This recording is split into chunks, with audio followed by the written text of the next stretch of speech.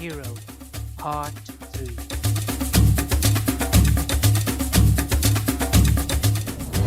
As true as God had promised, when the Egyptians rose the next day, the sight that greeted them was worse than anything that they had ever expected.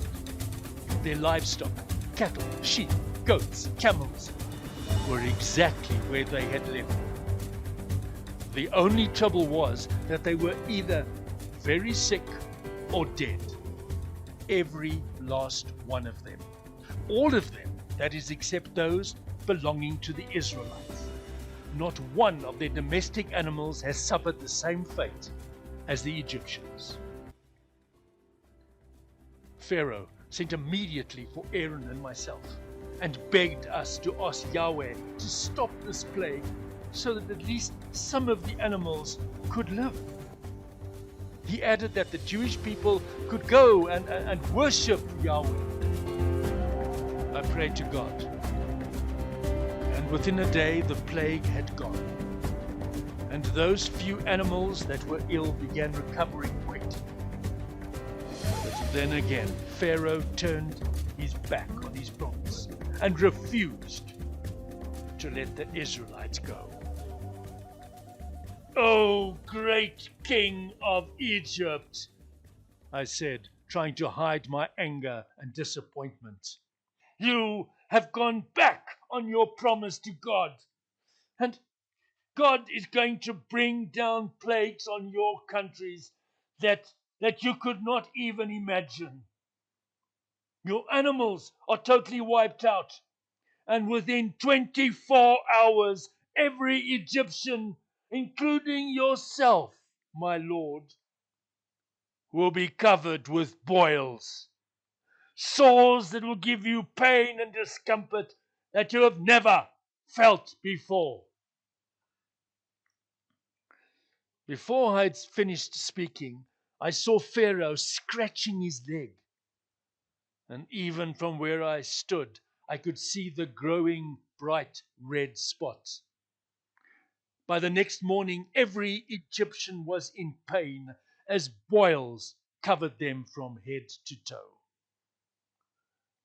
I was awakened at 2 a.m. by 4 guards from Pharaoh's elite battalion and ordered to come to his palace. "I have sinned against your God, and I beg his forgiveness. The Israelites may leave Egypt as you requested. Now, please, ask him to remove these accursed boils from our bodies. The pain is unbearable." I stood on a hill and stretched out my hand over the land. When the Egyptians rose the next morning, all the boils on their skin were gone. But what happened next, I could not believe. Guards came to Aaron and myself and read out an edict from Pharaoh. No Jews may leave Egypt. He was too hasty in saying they could. In fact, they will be given more work to do the next day. I was seething when I stormed into Pharaoh's palace and demanded to know why he went back on his promise. "Promise? What promise? You know, Moses, I have sorely tempted to have you and your irksome brother removed from my country permanently. What do you say about that?" Oh, your majesty, Yahweh doesn't need me or my brother. In fact, he needs no one. He could, if he wanted, destroy this entire nation in the twinkling of an eye. He has given you a chance. You still turn your back on him. Pharaoh never said a word. He just stared at me in utter hate.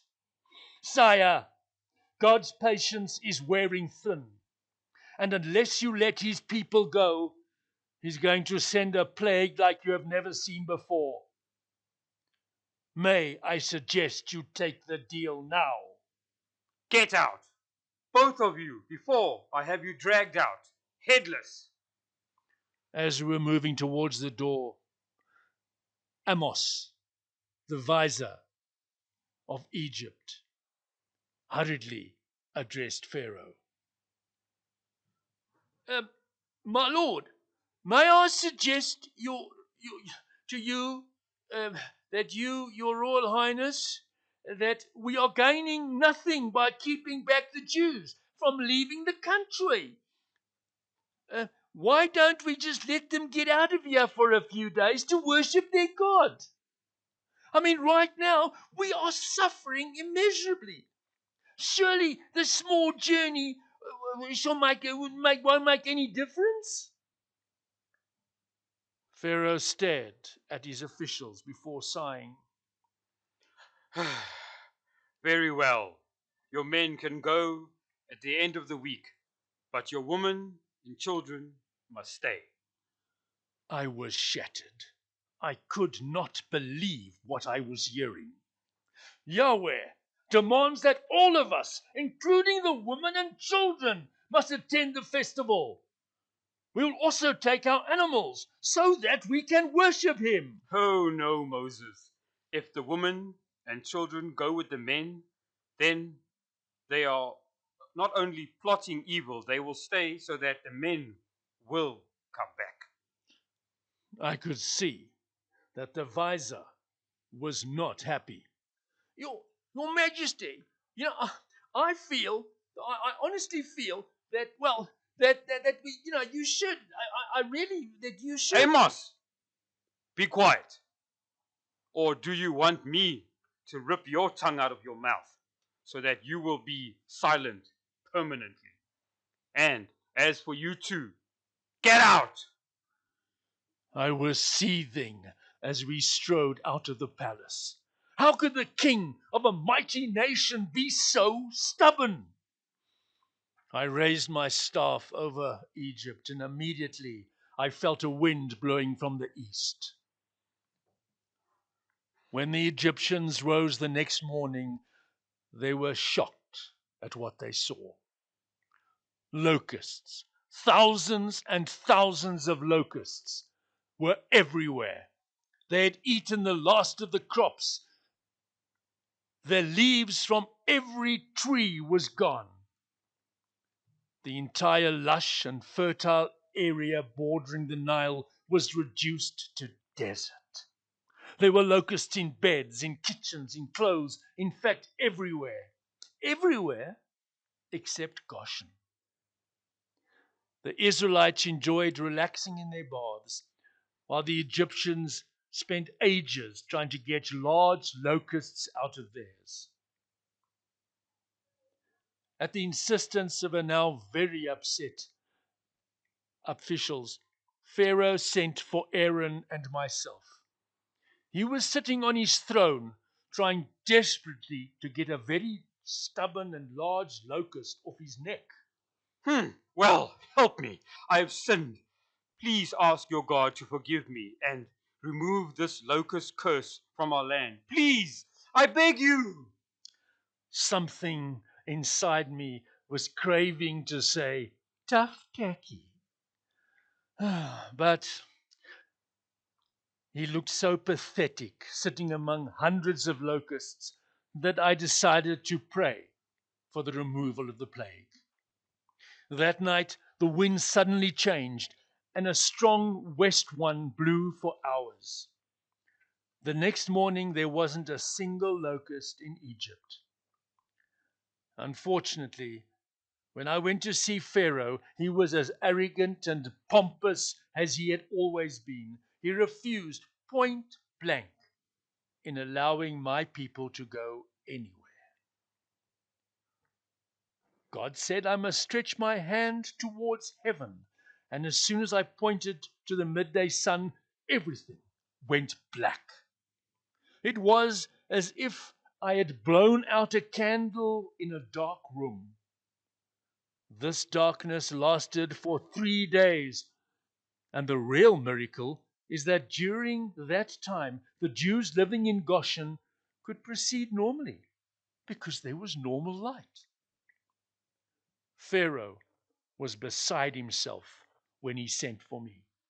Take away this darkness, and your men, women, and children can go and worship your God. I raised my hands to heaven, and instantly sunlight streamed in the palace windows.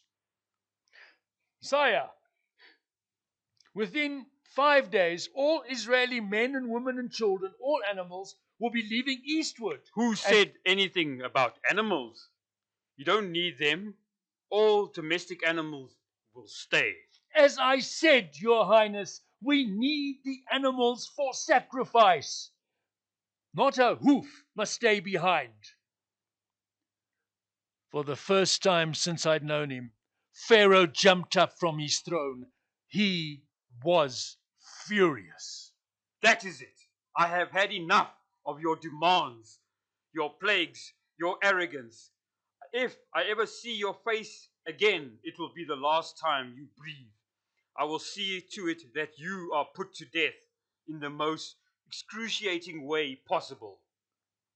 I bowed low. Just as you say, Your Majesty, you will never see my face again. I then turned and dramatically strode out of the palace for the last time.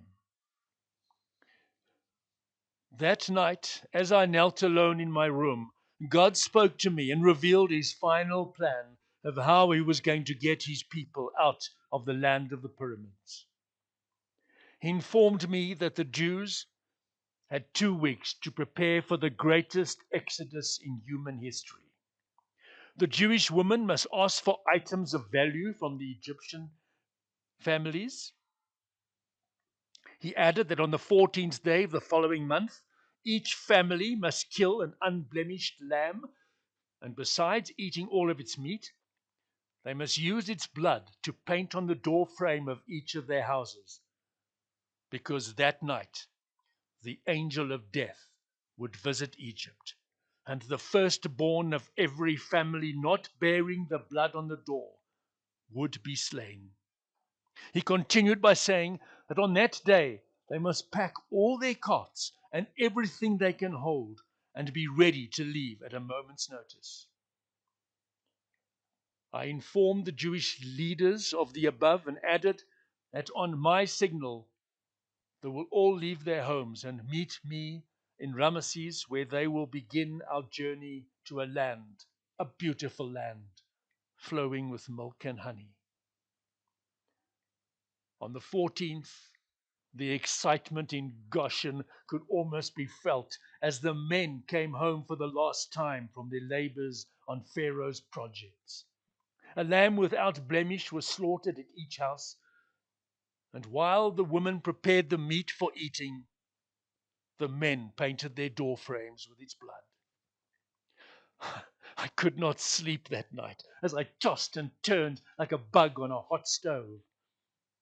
It was just after midnight when I heard the first screams from the Egyptian sector of the city. From then on, it never stopped. In my wildest dreams, I never imagined or perceived such wailings and shriekings.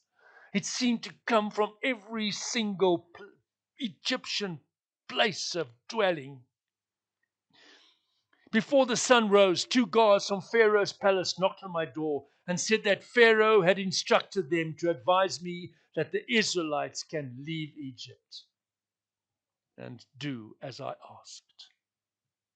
Everyone, including women, children, and animals. Our God had ripped from the hand of Pharaoh, plus every Egyptian, their eldest son, and it had bruised his very soul. Immediately, I sent messengers to all the elders, and without even making my bed, I made my way to Ramesses. By afternoon, most of the Jews already in their clans under their respective leaders were there. The next morning, we slowly began our journey to Sukkoth, which was about 200 kilometers away. It would take us about 3 weeks. I stood on a hill at the eastern gate of Ramesses and watched the over 2 million men, women, and children stream out. I wanted to leap for joy as I saw their happiness and utter elation. The next few hours gave me more satisfaction than I'd ever thought was possible. But if I knew then what the next 40 years would bring, I might have turned around and gone back to bed. I learned from the time he called me until the day I died that God is not a man that operates by our ways or our expectations. Yet everything he does results in absolute perfection. He is the one and only true God.